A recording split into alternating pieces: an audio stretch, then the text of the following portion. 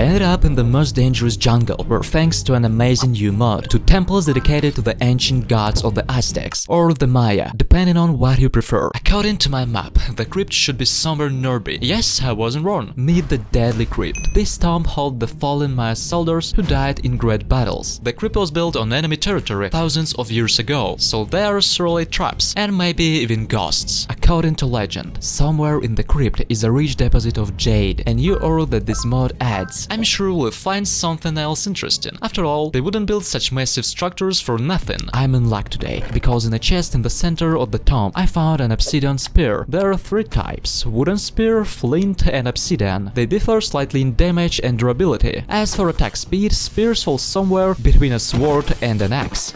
Looks like I'll get to try out my new weapon. I'm under attack by Midnail. They're cool little undead monkeys, wearing masks on their heads. By the way, you can get the mask as loot if you're lucky. The monkey mask is a decent replacement for an iron helmet, since it also increases your speed by 20%. Now that I've dealt with the monkey, I can go back to the chest. Inside I found Elder Bone, which will be useful for crafting later, some jade and a new music disc. Well, I've got my jukebox with me, so I can play the music in the background. Jade is a valuable ore that can be used to craft a new set of armor and tools. I can already guess some of you thinking about destructing the Deadly Crypt and just breaking the walls, but that won't work. The dungeon blocks are made of a mix of jade and stone, so they can be crafted, but can be broken down again. I don't have much jade, so I need to think carefully about what to spend it on. I'll definitely need to find more. It must be hiding somewhere here. Oh, look, here's a lever. Wait, oh no, it's a trap! I need to be careful, this place is probably full of them. There is another lever here. Looks like it opened the way down. Whoa! I almost fell. It's pretty high. On the second floor, I found quite a bit of jade. After mining it, I found ancient gold in the chest. It's used for various crafting recipes. For example, you can make an amulet, which when your inventory grants the wearer a luck effect. For those who don't know, this effect slightly increases the chance of finding good loot in chests, getting it from mobs, or catching it white fishing. Alright, there isn't a ton of jade, so I'll craft a chest plate and a new sword. I think that's the right choice. A full set of jade armor has stats similar to netherite armor, but it also gives resistance to poison and withering. Okay, let's go down to where I almost fell earlier. There's definitely something interesting down there. Descending, I immediately saw, at the end of a small corridor, the idol of Apuch. In my mythology, he is the true god of death and ruler of the underworld. Near his small statue are 2 spawners and chests with loot. The spawners summon Mayan warriors, skeletons armed with spears and wearing warrior masks. If I'm lucky, I'll get new weapons and the mask from them. Nope, no mask yet, but I'm sure we'll get it later. But I did get a weapon called okay,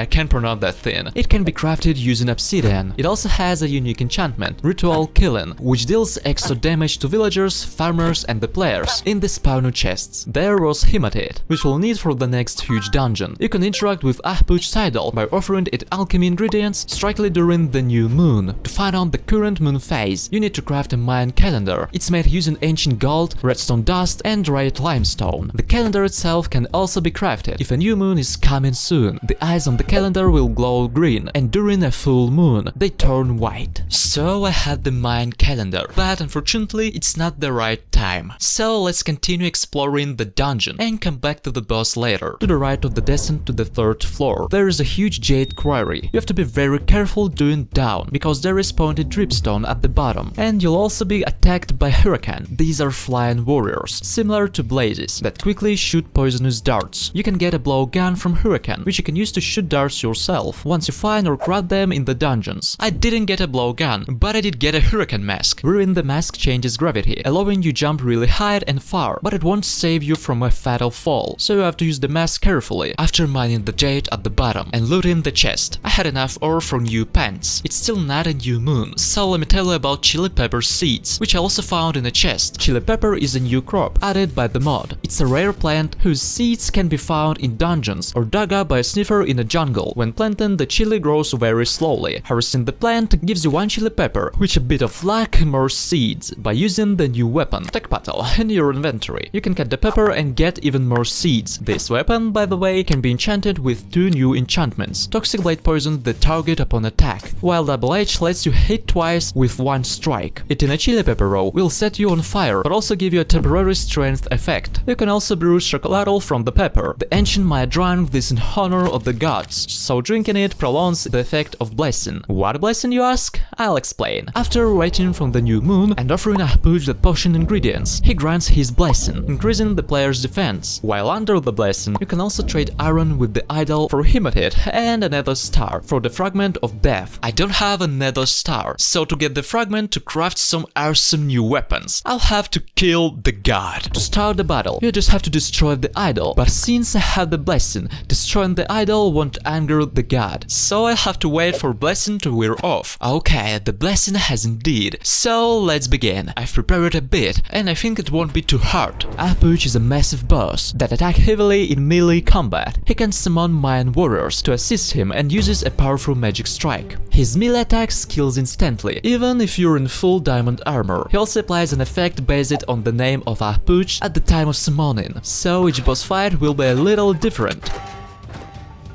Almost there. Well, that wasn't too easy after all. After defeating him, the boss dropped the fragment of death, which here you can summon Ahpuch again, craft new torches, and along with ancient gold, create a totem of undying. You can also use the fragment of death and the elder bone to craft new weapons. The first of doom takes a long time to recharge. Now here is the overgrown Aztec temple, where they once performed horrific sacrifices. In the distant past, this place wasn't just a religious center, but also a scientific one, so we'll definitely find some interesting content here. The temple is made of red limestone and ancient gold to honor Kukulkan, whose idol we'll surely find inside the pyramid. As I'm making my way to the temple, I want to note that also is built from precious blocks. The mod creator thought ahead, and these ancient gold blocks can be broken down, so you'll have to find gold by exploring ancient tombs. Once inside the overgrown temple, I encountered the remains of Maya technology for the first time. So this block is called the solar projector. It emits light, which you can redirect using a reflector, and here is a hematite block. It works like a reflector, but can be rotated and only directs light vertically. All these blocks can be crafted, but the solar projector requires a fragment of rebirth, which you'll have to get from a boss. To go down to the next level, we need to destroy these mystic vines. In survival mode, they can be broken normally, so we have to direct the solar projector's light onto the block. Okay, this doesn't seem too hard. Move this mirror here and this one here.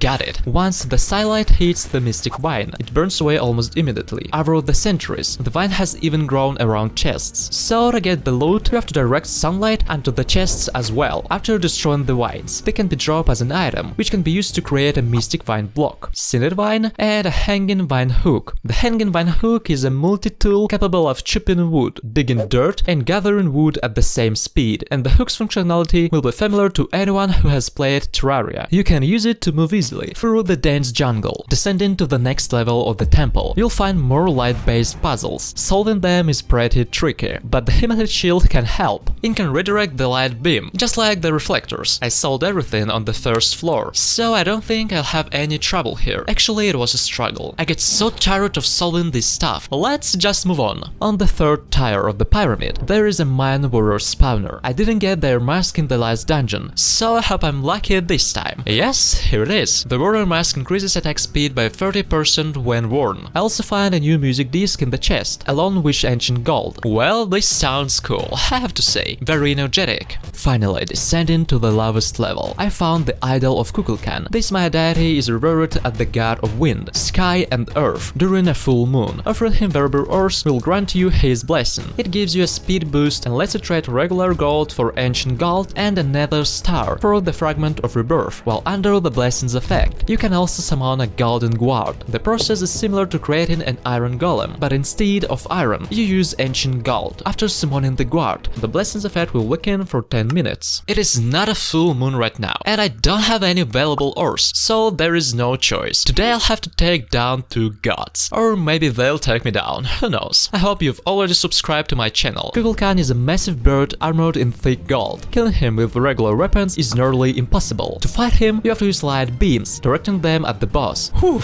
almost done. The bigger they are, the harder they fall. What? After defeating the boss, I got the Fragment of Rebirth. It used to craft a solar projector, restore Kukulkan's idol, make some lamps, sentient vine blocks, and the Wand of Radiance. The wand recharges faster than the First of Doom, and can burn your enemies with light. Finally, after exiting the pyramid, I saw it had started to rain. I'm really lucky because during the rain, I can summon a new mount. To do this, you have to place ritual blocks in a row like this. You can get them from the Deadly Crypt, or craft them yourself. Then, if I remember correctly, just add the blocks with Mystic Vine, and you get this stone jaguar. Actually, this is also a kind of god from mythology named Kaak, but here it's just a very fast jaguar that two people can ride at once. I don't have any friends to test this with, so just take my word for it. The coolest thing about this jaguar is that it can run on water. Whew, I think I'll stay here and fish for a while longer. In the meantime, you can check out other reviews on my channel. Bye bye!